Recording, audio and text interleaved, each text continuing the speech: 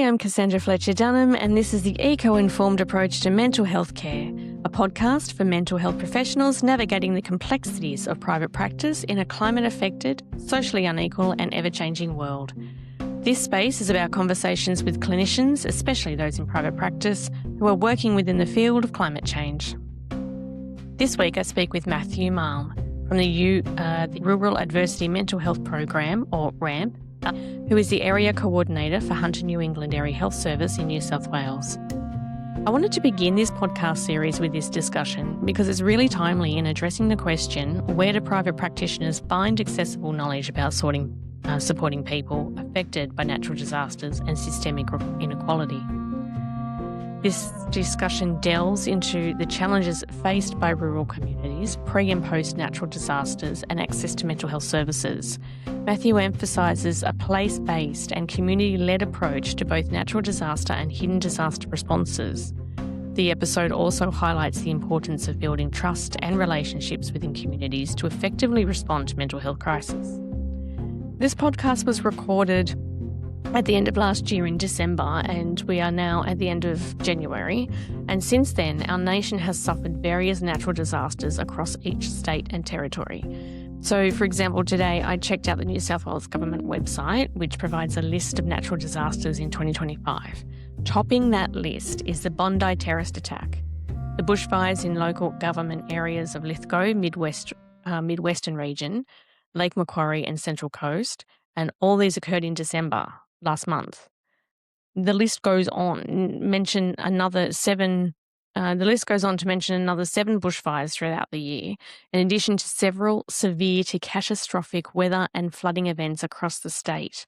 And this is only a small example of disaster events that have occurred in the past 12 months, not accounting for the cumulative effects of previous years' natural disasters. Along with hidden disasters, and Matthew will explain the term, community-based disasters such as road fatalities, along with individuals' personal experience of domestic violence, sexual violence, abuse, and the list goes on. Matthew's explanation of RAMHP's purpose brings a sense of connection and a reminder that we, as private practitioners, particularly those of us who are solo practitioners, can help our clients in our communities access a service that breaks down the barriers to receiving support that is specific to their needs. And as we enter in this conversation, I would like to let you know that this podcast is recorded on Murrumbidgee country. I pay my respects to elders past, present and emerging, and acknowledge that sovereignty was never ceded. Welcome to our podcast today, Matthew. Thank you so much for joining me. This podcast came out of the questions that kept sitting with me during the natural disasters within our region, being the drought, the bushfires, COVID, floods from 2017 to our recent flood in Taree, and each East Coast low that threatens destruction and or further flooding. So I kept wondering, where do private practitioners go for evidence-informed guidance on supporting people affected by natural disasters and systemic inequality? And how do we create approaches that are grounded in lived experience, backed by theory, and still flexible enough to meet the realities of our changing world? These questions set the scene for today's conversation. And with that in mind, could you start by giving us an overview of what RAMHP does and the organisation's way of working?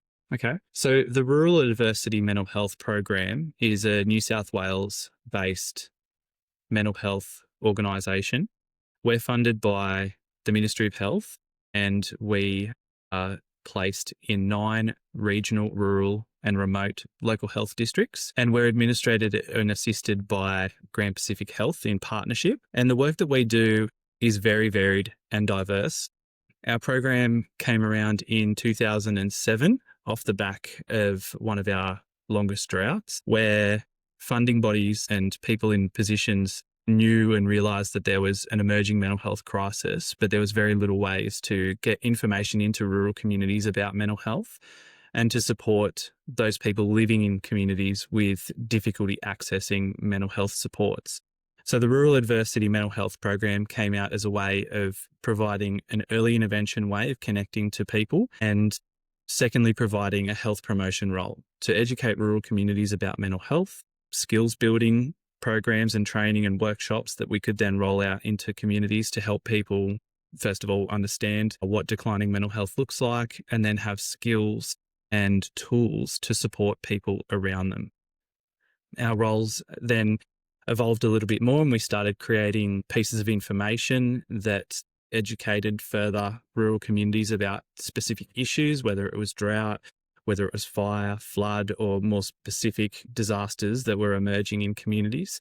And that really allowed us to be responsive to community needs. We made sure that wherever there was an issue, RAMP wasn't too far behind in identifying what the challenges might be, and then working to get into those communities and continue the education process to make sure that people who had emerging mental health problems were in a better spot to be supported by their community, but then also helped along to navigate the challenges of accessing the health service, keeping in mind that in rural areas, we've got a lot of barriers that prevent people from getting support in a timely manner. Things like travel distance, things like affordability, and even just service accessibility. I first saw you presenting in Hobart at the Rural Mental Health Conference. And during that presentation, you spoke about RAMP's boots on the ground approach and in community engagement. So can you give us specific examples of how RAMP works with communities to build resilience and also the post-disaster response? So the boots on the ground approach was part of the messaging that we adopted for ourselves in the way that we do our work, and it was a part of our strategic plan and the way that we describe the work that we do to ourselves. But it focuses around two things: the first being place-based responsiveness, and the second one being collective action. Those two terms help us understand the work that we do and how we do our work. Place-based is pretty simple. It means being there in the place that needs the help and being there in a timely manner as well. The challenges that affect rural communities can be continuous and they can be cumulative, and some places can go a while before they're affected by some sort of adversity. So RAMP is embedded in communities, and being in that community, having good relationships and trust within a community helps us respond in times of need. It can take a while to build trust in a community as well. So it's not as easy as arriving in town, putting out a banner and then expecting to be knocked over by people coming to get support. It really takes time to build trust. But once you get that trust and supporting communities through things like attending a school fete or going to a community field day, and just being seen, being present and having some conversations, you can really build that connection. And that helps people turn to you when there's times of need. If you're seen as safe and trusted, you're invited to come and work on developing a strategy for a local need in town, which brings us into that second point around collective action. So the work that we do isn't from any sort of authority. The way that we work focuses on communities first and community-led approaches to issues or solutions that need to be found in town, keeping in mind that most communities will have some sort of unique way that they want to tackle a specific problem. And instead of us coming in saying, well, this is what we think should be the best approach to this situation, we really sit and learn and listen before we start offering some solutions. Some things are going to be pretty similar across the state. Most of, mental health knowledge doesn't change. The way that we support people and the way that we offer help remains consistent. Mental health messaging hasn't changed in a very long time. Neither has the skills or tools that you need to support someone. So while that education piece can sit to the side and be consistent, the way that we respond to our needs in a local area really depends on what communities want and need and what they're able to do. Something that I didn't realise until I saw your presentation in Hobart were the hidden disasters in our communities. So the examples that you gave were the QX white spot outbreak, the Hunter Valley bus crash, the Varroa mite outbreak, and the Broken Hill electricity outage. As you explained in your presentation, the psychosocial impacts on communities and regions are profound. And also, as you explained, RAMP mobilises a mental health response specific to the needs of each community and essentially providing that flexibility to meet the realities of our changing world. So in order to achieve that, you kind of got to think, well, you've got to be funded somehow. RAMP is funded by Mental Health Branch of the New South Wales Ministry of Health and delivered statewide, as you mentioned. And as you say, RAMP's strategic plan allows for communities to get what they want, what they need, when they need it, and how they need it. So, how does the exchange of information between workers on the ground and the policy decision making occur? A very simple way of explaining it is that the work that we do on the ground is then reported on and data is collected, which is then fed up through a governance group that is then overseen by the Ministry of Health. So they have accountability over the program. But at the end of the day, it's the relationships on the ground that help us do the work that we do. We have no data to report if we're not building relationships on the ground and working with the people that need the support and the help. And while relationships are extremely important, the way that we do the work is just as important as well. We know that the Ministry of Health is aware that there are rural challenges, especially around mental health. And so they're interested in knowing what our approaches are and then how we're doing our work. So there is a flow and an exchange of information where we feed info up to them and then they can feed messaging and things down to us. But as a program, the importance of our statewide approach by the management or administration that comes from Grand Pacific Health allows us to develop our resources and our training, and it allows for a statewide coverage, but then local specificity around needs and support. The thing that separates our program from a lot of others is that our knowledge and understanding of communities, and importantly, the rural context around that, allows these relationships to form that tells a story. I can read you all of our data that tells you that of how many people we've linked to services that support their mental health, or the amount of people who've sat through our training. And while that's important, and funding bodies do like to see those numbers, they like to see the numbers of the reach that our program has. Those numbers are just as important of people who've had hardships that have been linked to care, and the stories that surround that as well. You know, a family who has struggled with the loss of their income because of varroa mite and eradication of bees in the region, then to have gone and experienced a historical flood and have lost their house. You know, that's a lot of hardship for one person or one family and a region at large to endure. So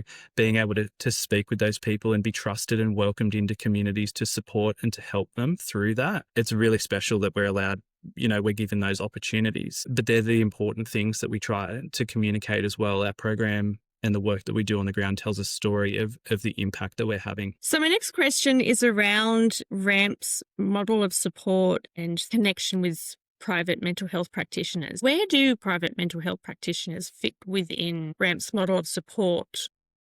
So the work that RAMHP does in communities is on its face pretty simple. We educate communities, and in times of need, we link people to care. And the care that we link people to is dependent on what their adversities are and what that person individually needs, and importantly, what they can manage. There's no point referring a person to a non-bulk billing psychologist when, first of all, there's not one in town, or maybe that person doesn't have the capacity to pay. So it's important as RAMHP coordinators, we're across all of the services that are in town or regionally in the area, and that when we're speaking to people, we get an understanding of what's going on for them and what's going to be most appropriate. Because if we set a person up to fail in terms of saying, here's a solution for you, you should go and do that, but they have no car to travel into town to get that support, we've really created another barrier for them. So importantly, what we need to do is, first of all, get an understanding of what's going on for a person, and then provide that link or that understanding in terms of what we refer people to. So when we talk about who we refer to, that's really dependent. Private practitioners play a role in that, and I've definitely referred a lot of people to private practitioners for different things. I find that some rural people are old school and they prefer to speak to people about their problems face to face, and that's normal and that's totally okay. When we have those discussions with people, though, what I like to do is be upfront about it and say, look, if you want to do that, go down that path and speak to someone face to face, there could be a long wait and you may have to pay. Is that okay with you? And then we bounce those other alternative options like a telehealth service around. If they're happy to pay, if they can travel, if they can afford it, that's great. We'll make those referrals. And the way that we refer a person, and usually most coordinators, myself included, will be across who the practitioners are in town and who has availability. There's no point trying to get someone into their GP when there's an 8-week wait, we will look for something quicker in that moment that will help them in the immediate need for that person while setting up some long-term support. So let's make that appointment with the GP. But how about we try a telehealth service while we're waiting that 6-month wait to get in front of a private psychologist? People are pretty, flexible and happy to do those things as well. But there's 2 good examples that come to mind very recently where private practitioners have played a really useful role in supporting rural communities. Well, one rurally and one not so rurally, but it's a great way to look at a model that can work in rural communities as well, where private practitioners can support. The first one was during the white spot prawn disease. The RAMHP coordinator on the North Coast liaised with local private practitioners and, along with the Department of Primary Industries, helped create a referral pathway for affected fishers to access a psychology service in a way that was timely, but also had costs covered by the Department of Primary Industries for counselling for themselves and their families, those people who were immediately impacted. And that required a bit of legwork from the coordinator on the ground up there to know of the service that was in town, be able to make introductions, to develop some sort of agreement where we could get people seen quickly and for a very specific reason as well. The second one was recently during the shark bite that occurred down in DY. Although that's a city area and outside of RAMHP's funding, because of an agreement that we have with the Department of Primary Industries, we help and support communities when there's a shark bite.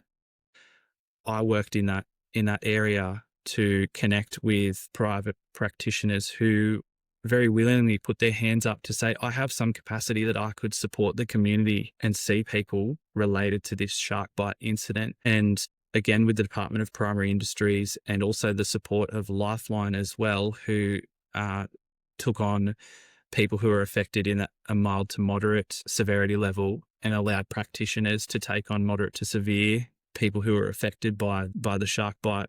We're able to triage people, and in Sydney there was a lot of people affected. So we were able to triage people and get people seen by either Lifeline telephone counsellors or Lifeline practices, while the private practitioners came out of the woodwork to say, I'm here to support my community. I can provide a certain number of sessions for people free of charge. This was all work that was supported by the community and for the community. And the role that private practitioners could provide down the track is, if people were willing, if practitioners were willing, when adversity hits a rural area, if a practitioner has capacity, we could work with them to figure out a way that we could see a group of people that were affected in a way that was low cost or no cost with and removes barriers for people to access traditional mental health support to address their challenges in a timely manner and in an effective way as well. Yeah, that's one thing I've really noticed when we do have our local either hidden disasters or natural disasters in this community. Most of the practitioners that I know in this area, myself included, we just want to do something. We want to come together. We want to be able to help the community in a way that we're not quite sure how. So that is a perfect example. The other thing that's running through my mind, it's a little bit social prescribing. Like, it sounds like very much of a social prescription type of model. So I know that there's PHNs trying to get social prescribing happening in Australia. Here's a model of care that runs through GPs, local health districts, the collection of organisations and community networks who can work together to prescribe or refer clients to something that's going to improve their well-being. An organisation, a service, even if it's just a walking group to help meet their needs at that time and ongoing. Yeah. So that sounds to me as though that would fit into a social prescribing model. So yeah, that comes to mind. And I've got to think about social prescribing. I just think we need it. We need it in private practice so that if there's someone who can't access my service, here's an alternative. Mm-hmm. Here's the other places that you can go to get the mental health support that you would like. And it sounds to me like RAMHP is already onto that and already has that information that can be easily accessed and referrals made from there. Yeah, our colleagues, or my colleagues, are brilliant at understanding what exists in a region, what services and activities that bring people together are available. And keep in mind that when people are affected by adversity, there's a range of different emotional responses as well. Some people will be severely affected and others just mildly. So a way that we can improve the mental health of rural communities is not overburdening a service as well. These services are already limited or in demand. So if we can divert a few people to a walking group where people can have a chat about what's been affecting them, what's going on, they're socially supporting themselves, just like any usual support network that people have and rely on, and friendships and strength can build from there. And keep in mind that most people recover from traumatic events without any need for some sort of intervention. So Absolutely. when we're working in communities, we're aware of what's going on. And so it doesn't always have a link that we create doesn't always have to be into some sort of primary health system. We actually probably work around those systems, sometimes because they don't exist in an area where people are trying to access them. So we have to get creative, but also because we know that when we take a holistic approach at supporting a person's mental health, just by joining a walking group, being active and socializing with some people, we can fortify their mental health without the need of seeing a psychologist. And that then becomes preventative, because when they keep engaging with that group, the friendships that they have and the social support that comes from that then creates a resilience that prevents trauma from, unpacking down the track or them being affected down the track. Yeah, it's created that connection. That's right. That personal connection with self, with community, and also with nature. Moving on, the RAMP website has so many useful resources for both communities and private practitioners. But if a private practitioner needed specific guidance, say they're supporting a client who's been through a natural disaster, who would you contact? What's the contact for a private practitioner? Where do you go? First of all, the way that we work in linking people, sure, we link people to care for themselves when they need it, but we also provide information to a mother that's worried about their daughter. We also provide what I like to refer as a professional sounding board service, where we're often contacted by services or agencies, people working in the space in rural areas, who say, working with a client, they've got this loose sort of issue. Where should I send them to? Because I've tried here and here and here, and I've gotten nowhere, or they've exhausted all their sessions at this place. Where else is there? And that's where RAMP really shines, in that we are, again, connected. We're aware of what's going on in town. We might be sitting on a piece of information which might solve that referrer's or that professional's knowledge gap. And if a private practitioner is trying to find that last piece that they need for their puzzle, RAMP would be a good place to start. And because we exist in regional and rural areas, and there's only about 20 of us across the state, the best place to find your closest RAMP coordinator is by going to our website, scrolling down on the homepage, and then popping your postcode into our postcode locator, and you'll get the contact information of your closest RAMP coordinator. And you can give them a call and ask them any question that you'd like, have a chat, or even ahead of needing their support, you could just connect, say g'day, introduce yourself, because again, that exchange of knowledge between a private practitioner in town and the RAMP coordinator then helps a coordinator make a referral down the track for someone who needs some support. Yeah, building knowledge, sharing knowledge, building trust. And a network. And yeah. So, Matthew, working with RAMP means you're right in the middle of some really tough trauma-related situations. I'm curious, how do you look after your own mental well-being while you do this kind of work? When I saw this question, I was like, I don't have an obvious answer to this, unfortunately. You probably do, but don't realise it. Yeah. We spoke before for starting the podcast about you actually listening to podcasts. That's right. And you were talking about, well, I actually don't listen to many work-related podcasts because I need downtime. I need time to not think. Yeah. Yeah. And we all need that. That's so normal. Yeah, that's right. I do spend a lot of time in the car, and I've got endless hours of driving sometimes. And so podcasts and audiobooks do fill that gap.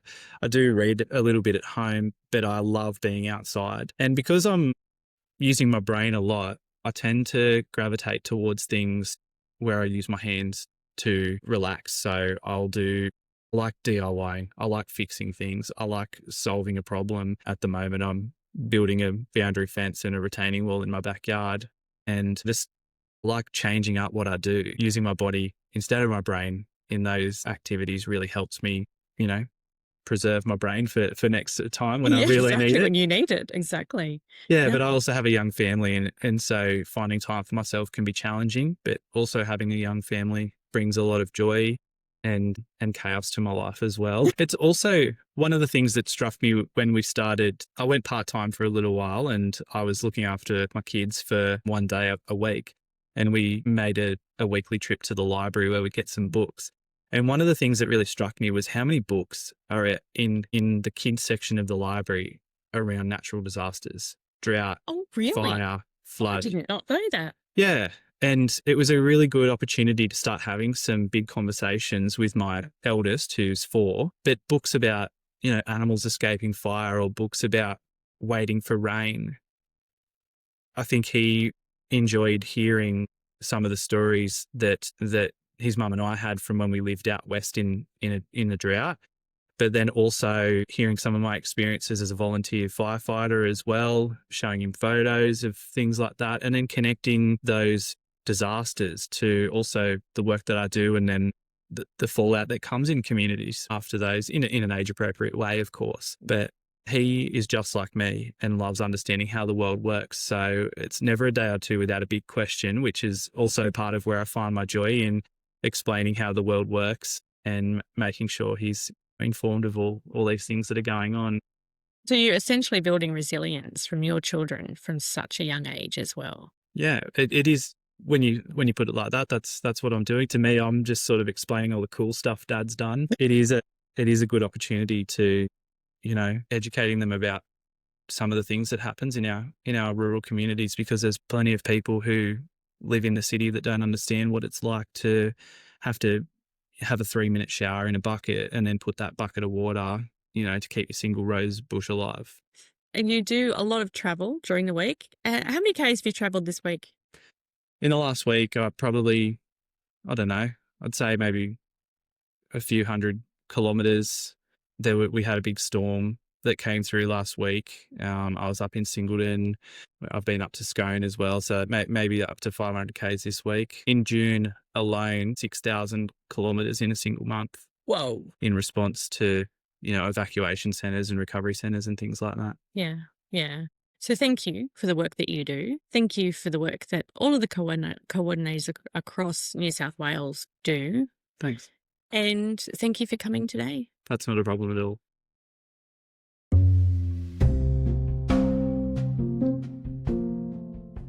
Thanks so much for joining me for this episode of the Eco-Informed Approach to Mental Health Care. I hope it offered something to reflect on, question, or carry with you into your work. If you found this conversation useful, please share it with a colleague. If you'd like to connect or share your thoughts, you'll find me at www.cassandrafletchercounselling.com.au.